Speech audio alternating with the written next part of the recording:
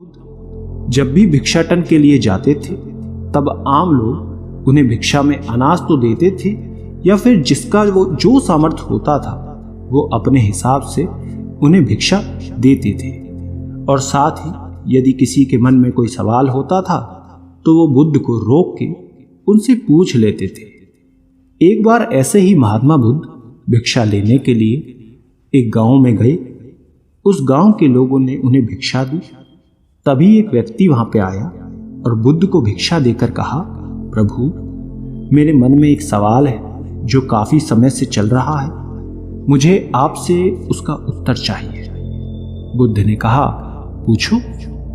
उस व्यक्ति ने कहा, हम सभी के जीवन में सुख दुख उतार चढ़ाव लगा ही रहता है। हम सभी अपने जीवन की उलझनों में इतना उलझे रहते हैं कि उसे करीब से समझ ही नहीं पाते, न जीवन जी पाते हैं, बस दौड़ते भागते रहते हैं अपने घर की जिम्मेदारियों के प्रति, अपने सपनों के प्रति।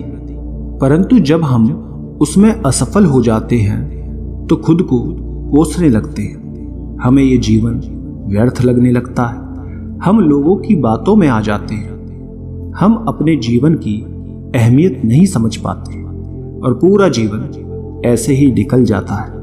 और हम अंतिम समय में अफसोस करते हैं कि काश हमने जीवन को सही से जिया होता, उसकी अहमियत समझी होती। क्या आप मुझे बता सकते हैं कि जीवन का सही मूल्य क्या है? बुद्ध ने उस व्यक्ति की बात सुनी और उसे अपने पास से एक चमकीला पत्थर दिया और कहा कि जाओ और इस पत्थर का मूल्य पता करो, लेकिन ध्यान रहे तुम्हें इसे बेचना नहीं है, बस मूल्य पता करना है। उस व्यक्ति ने बुद्ध से पत्थर लिया और बाजार की तरफ निकल गया। सबसे पहले वो एक फल वाले के पास गया, आम बेच रहा था। उसने वो पत्थर उस फल वाले को दिखाया और कहा कि तुम इसका क्या मूल्य दोगे? फल वाले ने चमकीला पत्थर देखा और वो उसे पसंद आ गया। उसने कहा, मैं इसके बदले तुम्हें 12 आम दूंगा। ये सुन व्यक्ति आगे निकल गया और इस बार एक सब्जी के ठेले के पास गया और उसे चमकीला पत्थर दिखाकर उसकी कीमत पूछी। सब्जी वाले ने उसे देखा, कहा, यह तो बेहद शानदार पत्थर है, मैं इसके बदले तुम्हें 1 बोरी आलू दूंगा, तो मुझे ये पत्थर दे दो। व्यक्ति ये सुन फिर से आगे बढ़ गया और इस बार एक बड़ी अनाज की दुकान पर गया और उसे इस पत्थर को दिखाया। दुकानदार पत्थर को देखकर कहता है, ये इतना प्यारा पत्थर है, मैं इसे रख लेता हूं और इसके बदले तुम्हें 5 अनाज की बोरी दूंगा।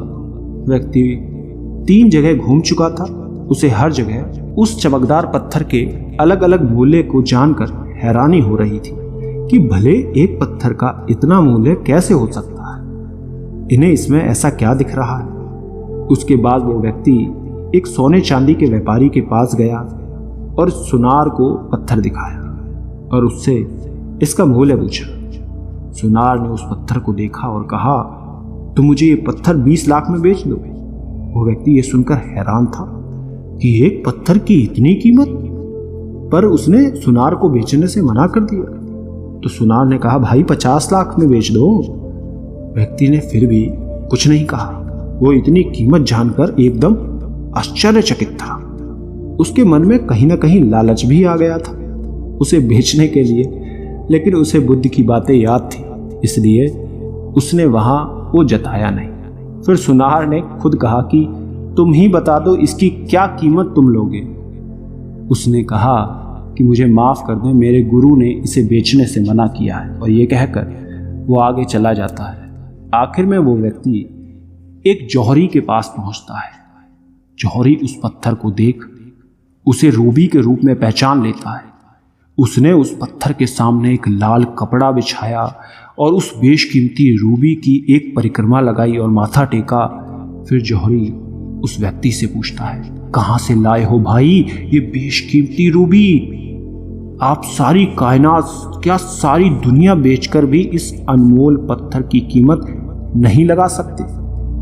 ये सुनकर वो व्यक्ति हक्का बक्का रह जाता है और भागकर वापस गौतम बुद्ध के पास जाता है, उनके चरणों में बैठ जाता है, पूरी कहानी बुद्ध को बताता है और अंत में कहता है, महात्मा कृपया करके अब आप ही मुझे मानव के जीवन का मूल्य क्या है वो बताएं। बुद्ध उस व्यक्ति को उठाते हैं, मुस्कुरा कर कहते हैं कि वो फल वाला जो आम का व्यापारी था, उसने पत्थर की कीमत 12 आम लगाई, सब्जी वाले ने 1 बोरी आलू कीमत लगाई, अनाज व्यापारी ने 5 बोरी अनाज, सुनार ने 50 लाख और अंत में जहां तुम गए उस जौहरी ने इसे बेशकीमती माना। ठीक उसी प्रकार तुम्हारे जीवन की भी यही स्थिति है। बुद्ध कहते हैं तुम भी एक हीरा ही हो, लेकिन फिर भी लोग तुम्हारी कीमत अपनी सोच, औकात, अपनी समझ और अपनी जानकारी के हिसाब से ही लगाएंगे। तुम अपना जीवन अपने हिसाब से जियो, अपनी खुशी से जियो, वर्तमान का आनंद लो। किसी भी चीज़ के पीछे बेकार में भागना बिल्कुल व्यर्थ है। अपनी जिम्मेदारियों को समझो, तब तुम उसे खुशी से पूरा करोगे। अपने सपने, अपने लक्ष्य के प्रति आगे बढ़ो, कदम बढ़ाओ, कोशिश करो, सफलता जरूर मिलेगी और आप अपने जीवन से स्वयं संतुष्ट भी हो जाओगे। बुद्ध की बातों से व्यक्ति का एकदम मन शांत हो गया था। उसमें अलग ही एक ऊर्जा आ गई थी। वो बुद्ध के चरणों को स्पर्श करके चुपचाप वहां से चला गया, उन्हें धन्यवाद कहकर। वो बुद्ध की बातों से बहुत प्रभावित हो गया था। उसे आज अपने जीवन का मूल्य समझ में आ गया। अब वो अपना मानवीय जीवन श्रेष्ठ कार्य में लगाना चाहता था।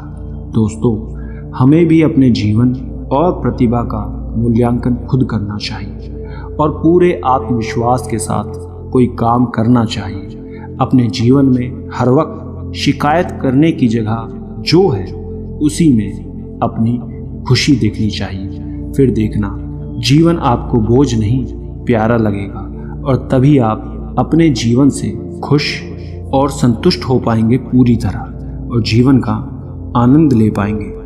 अब ये आपको तय करना है कि आप खुद को कैसा बनाना चाहते हैं, 12 आम लायक कामयाब या बेशकीमती हीरा। ये निर्णय केवल आपका है, आप खुद लें। दोस्तों, क्या समझा आपने दोनों कहानियों से? कमेंट में नीचे लिखकर ज़रूर बताना।